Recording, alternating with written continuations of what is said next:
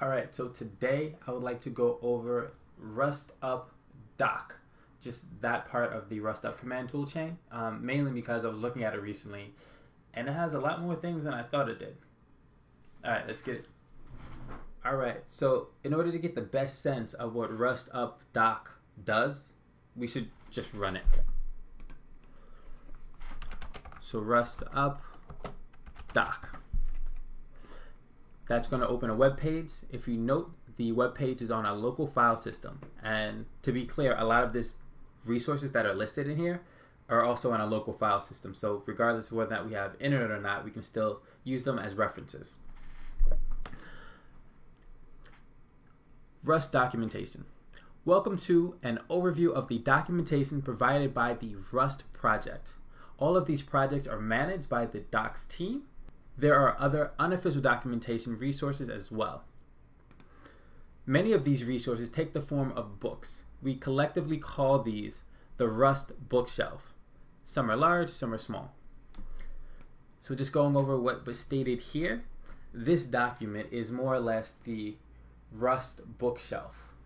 And the books, which a lot of them are already associated with, for example, the Rust programming language book, the book. Down here we see Rust by example, and something that is not a book but is still known in the Rust community is Rustlings. Rustlings guides you through downloading and setting up the Rust toolchain and teaches you the basics of reading and writing Rust syntax. It's an alternative to Rust by example that works with your own environment. More or less, it is like programming cones where you go to this GitHub page, you download the source code, and you start running the test, and the tests each have a specific scenario that you have to go through in order to fix the bug. And I'm not sure if they have an example down here. Doing the exercises. Yeah, so they have a test runner where it allows you to like watch, verify, and then you run your exercises if you want to do them individually. But each exercise has a bug that you have to fix, and it helps you get a better understanding of the Rust syntax. So that goes to a website. However, these two, the programming language book and Rust by example, are books that are on your local file system. So you have access to that regardless of internet. Moving onward, down here we have a link to the standard library, and it is like a lot of the other links, local to your file system. We have the additions guide. We've looked at this briefly, but I've never really talked about it in context. So Rust has additions, and seemingly after a number of years, because I see 2015, 2018, nothing really in between, I could be wrong, they use this book to document some of the changes that were made for that edition. And they also document some of the reasons as to why that change occurred, or like the benefits, the pros and cons of it. So this is a good book to go through if you want to get a sense of some of those things. For example, the question mark operator. We looked at this document before. Let me make this a little bit bigger. We were going over error handling. This is the one that documented what the question mark does and what code it's replacing, like the autocomplete code. So if you want a better understanding of error handling, you can go back to that video. But this is where that document came from, and the reason why it was so explicit as to what it was like before and what it's like now is because that's what this book is geared towards. And I'm sure there are plenty of other examples of changes that were made in Rust and the reasons why they were made listed in here. All right, moving onward, we have the Rust C book, which describes the Rust compiler. The cargo book, Rust Doc book, all these books are local to your file system again. This I clicked on recently. So they have a list of all of the Rust compile errors. And you can see from this page that it's just a long, long line of stuff. But the fact that it's here and that you can reference it and it's on your local file system so you can just quickly come in here is nice. It's nice. Down here for mastery of Rust, they have the reference book. So it's not a formal spec, but it's pretty comprehensive in the sense of, let me open it just so you can get a sense. Earlier today, I was looking at types, right? And they have all the types listed here, true or false, the values of it. But they also have the type expressions. So from looking at this, it seems to me that this book is about a lot of the syntactical grammar of Rust and learning Rust from that aspect, or at least understanding Rust from that aspect.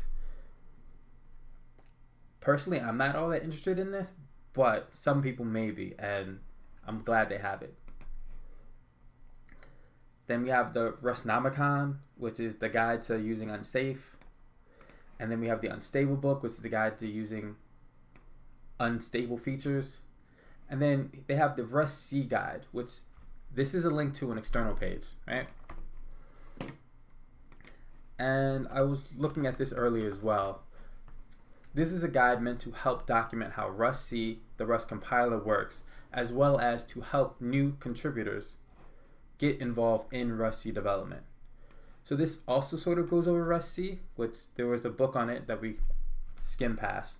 But this is also geared towards helping people who want to get into Rust C development learn what they need to learn. And then down here, they have the working groups, which this is the embedded working group. They have a link to it, so this is an external link. And then they have the embedded book, which is local to your file system, so you can always look at it.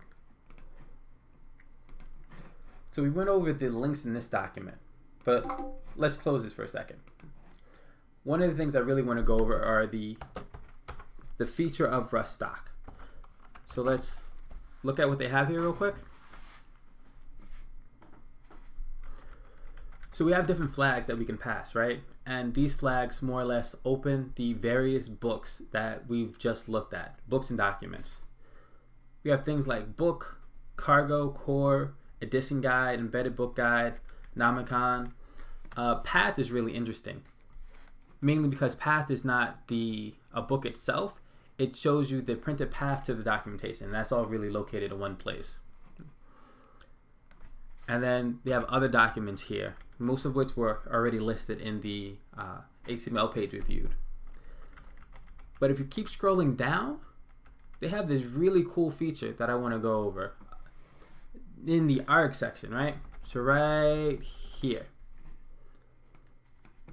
you can pass in a topic such as core, function, use size, and it opens the documentation for that topic explicitly.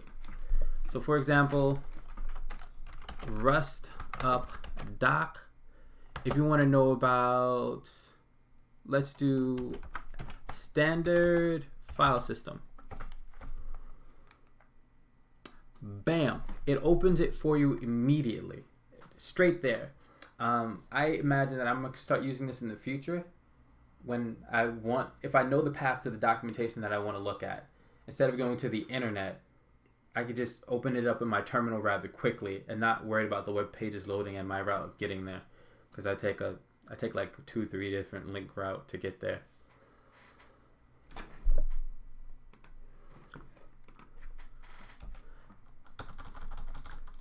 So let's do this one more time just to get a better sense of it. So that was standard library file system. Let's go with use size.